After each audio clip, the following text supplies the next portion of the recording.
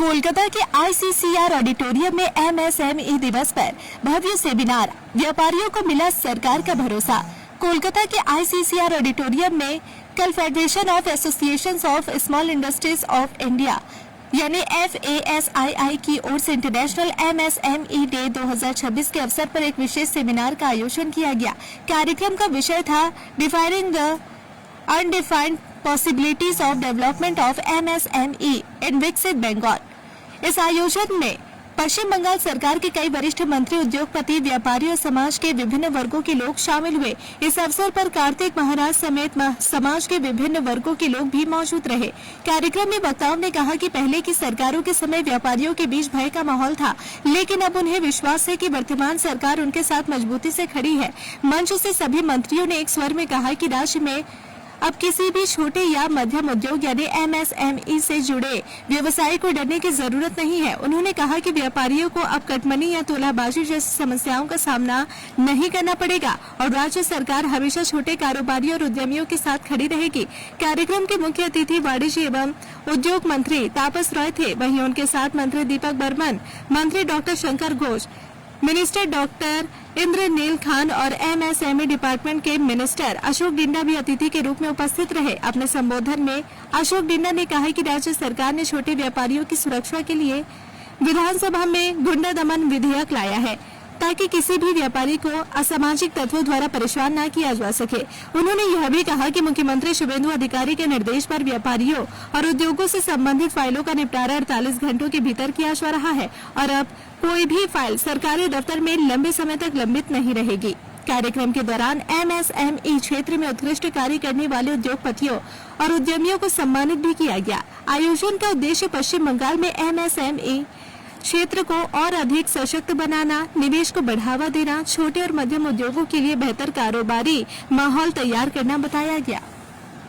कार्यक्रम के दौरान उद्योग और उद्यमिता को समर्पित एक प्रेरणादायक गीत भी लॉन्च किया गया, जिसने उपस्थित लोगों में नया उत्साह और आत्मविश्वास भर दिया।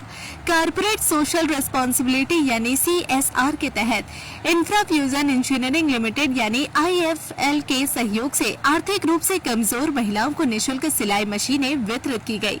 आयोजकों का कहना था कि इस पहल का उद्देश्य महिलाओं को स्वरोजगार से जोड़ना, उन्हें आर्थिक रूप से आत्मनिर्भर बनाना और ग्रामीण अर्थव्यवस्था को मजबूत करना है। कार्यक्रम की एक और विशेष बात रही देश के प्रतिष्ठित आध्यात्मिक संतों की उपस्थिति। रामकृष्ण मिशन के जगत गुरु शंकराचार्य स्वामी परमात्मानंद गिरी जी महाराज, भारत सेवाश्रम संघ के पद्मश्री स्वामी प्रदीप्तानंद जी महाराज यानी कार्तिक महाराज और महाराज हिरण्यमय गोस्वामी जी ने उद्योग, उद्यमिता, श्रम और राष्ट्र निर्माण के बीच गहरे संबंध पर प्रकाश डालते हुए सभी से औद्योगिक विकास के इस अभियान में सक्रिय भागीदारी का आह्वान किया। इस अवसर पर उद्योग, नवाचार और उद्यमिता के क्षेत्र में उल्लेखनीय योगदान देने वाले कई उद्योगपतियों और उद्यमियों को सम्मानित किया गया। इनमें डॉक्टर अजित कुमार जैन, संजय गोयनका, अनिल चनानी, सोमनाथ अडुकिया समेत कई प्रमुख हस्तियां भी शामिल रही। कार्यक्रम के सफल आयोजन में FASII पश्चिम बंगाल के चेयरमैन संजय सुरेखा, राष्ट्रीय आर्थिक सलाहकार शोभित झापझरिया, उपाध्यक्ष देवदत्त बनर्जी और संस्था के अन्य पदाधिकारियों और सदस्यों की महत्वपूर्ण भूमिका रही। कार्यक्रम के अंत में आयोजकों ने सभी अतिथियों, उद्योग जगत के प्रतिनिधियों, वित्तीय संस्थानों, सहयोगियों, संगठनों और प्रतिभागियों का आभार व्यक्त करते हुए कहा कि FASII भविष्य में भी उद्योग, सरकार और समाज के बीच बेहतर समन्वय स्थापित कर पश्चिम बंगाल को विश्वकर्मा बंगाल बनाने की दिशा में निरंतर कार्य करता रहेगा। এবং এটা আমি চ্যালেঞ্জ হিসেবে নিচ্ছি না, এটা আমি অনেস্টলি এটা আমার হচ্ছে দায়িত্ব কর্তব্যের মধ্যে থেকে আমি নিয়েছি। চ্যালেঞ্জ তো আমি খেলার মাঠে নিতাম, এটা খেলার মাঠ নয়। মানুষের পেট শুধু চ্যালেঞ্জ দিয়ে চলে না আর মুখে বাতলা দিয়ে চলে না। যে ৮,০০০ ছোট বড় কোম্পানি পালিয়ে গেছে এবং প্রায় বহু ১.৫ কোটি মানুষ বাইরে কাজ করছে এবং পশ্চিম বাংলাতে কোনো শিল্প নামগন্ধও নেই, সেইটাকে আবার পুনর্স্থাপন করা এবং সেটার জন্য আমাদের নতুন সরকার যা যা স্টেপ নিচ্ছে এখন অলরেডি নেওয়া শুরু হয়ে গেছে। আগামী দিনে বড় বড় ফ্যাক্টরিও আসবে এবং বড় বড় ফ্যাক্টরির সাথে সেই ছোট ছোট ফ্যাক্টরিগুলো স্থাপন হবে, ক্লাস্টার তৈরি হবে এবং কোনো সিন্ডিকেট থাকবে না। That is very important. এই গুন্ডা দমন যে আজকে আমাদের বিল লাগু হলো এবং পাস হয়ে গেল, এতে অনেকটা হেল্প করবে আমাকে, বিশেষ করে যে বিভিন্ন জায়গায় দাদা মস্তান, ছোট মস্তান, বড় মস্তান উঠে জন্মাবে। যখনই ফ্যাক্টরি হবে তারা পয়সার জন্য, টাকার জন্য ডিমান্ড করবে, নাহলে করতে দেবে না। তাদের এগেনস্ট এইগুলো লাগু হবে খুব ভালোভাবে। তো সেই কারণে মানুষজন পশ্চিম বাংলার উপরে যে বিলিভটা হারিয়ে গিয়েছিল, সেই বিলিভটা তারা আবার ফিরে পাচ্ছে। এবং আমার কাছে বহু মানুষ এই শিল্প ইন্ডাস্ট্রি থেকে, ছোট থেকে বড় থেকে, সবাই আমার সাথে দেখা করার জন্য, কিভাবে হবে, কি করতে হবে, অনেকে বলছে কোথায় করতে হবে, এক্ষুনি বলো, আমি এক্ষুনি করব। এই যে পজিটিভ আমার উৎসব, মানে পজিটিভ মানুষের মধ্যে আমি দেখতে পাচ্ছি এবং সেটা আমার খুব ভালো লেগেছে। এবং এই এই এই এই ব্যাপার নিয়ে আমরা অলরেডি প্রসেস করে ফেলেছি, অনেকের সাথে কথা বলে নিয়ে ফেলেছি, কিন্তু সময় খুবই কম। সবাই চাইছে আজই, কিন্তু আজই তো সম্ভব নয়।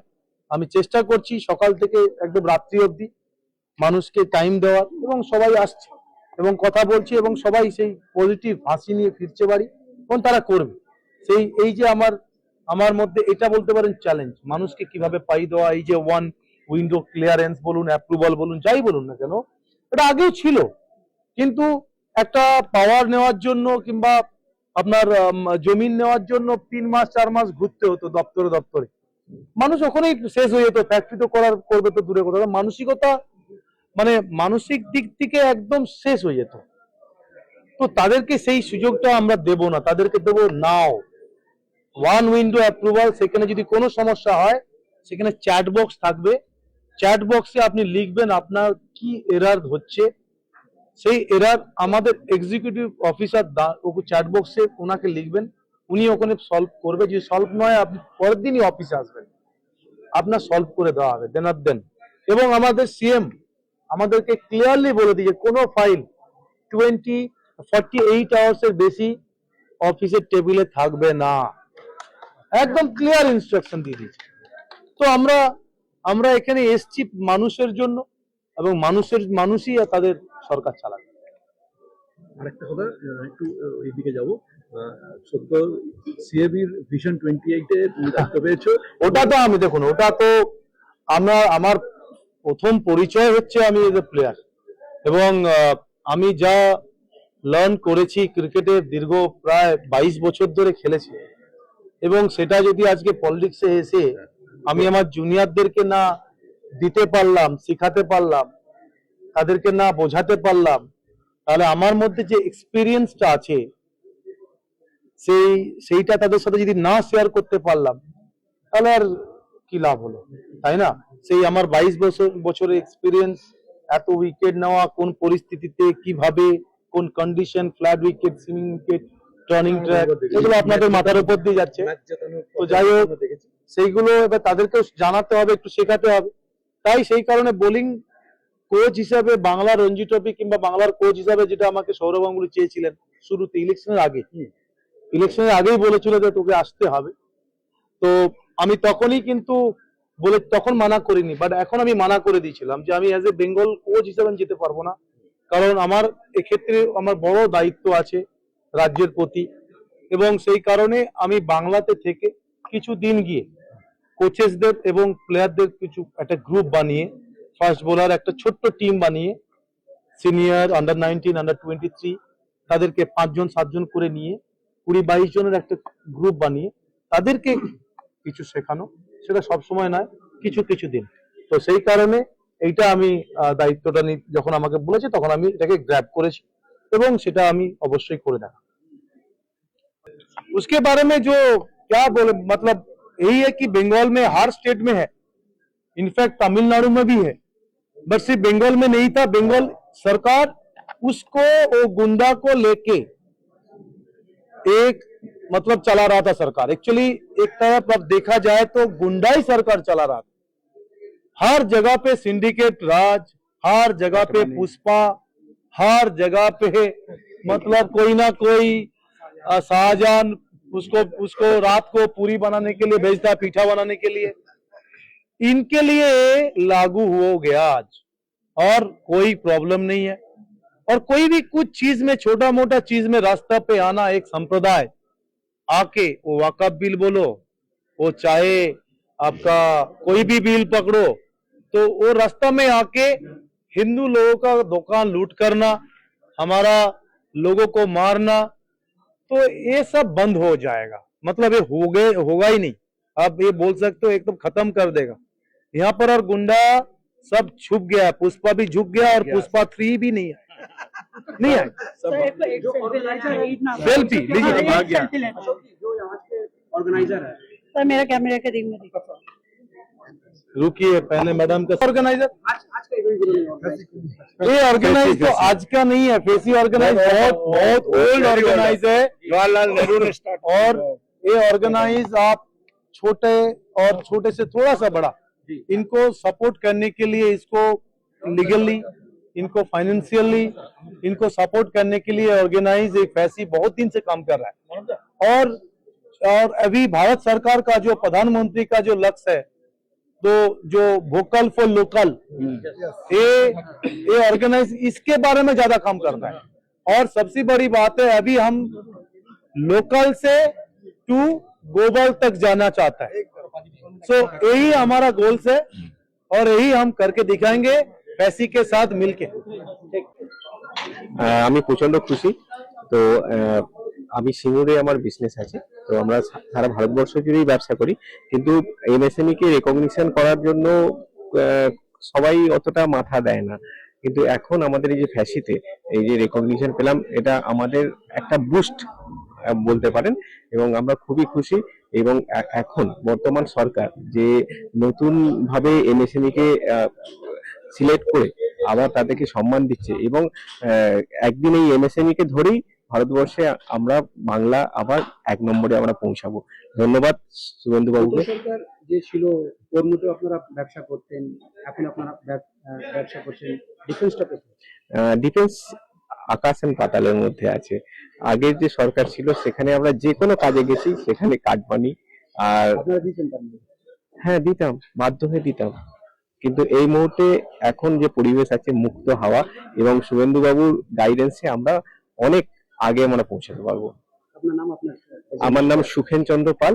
আমি ফেরোমেকা equipment process private limited company represent করি। আমি ডাইরেক্টর।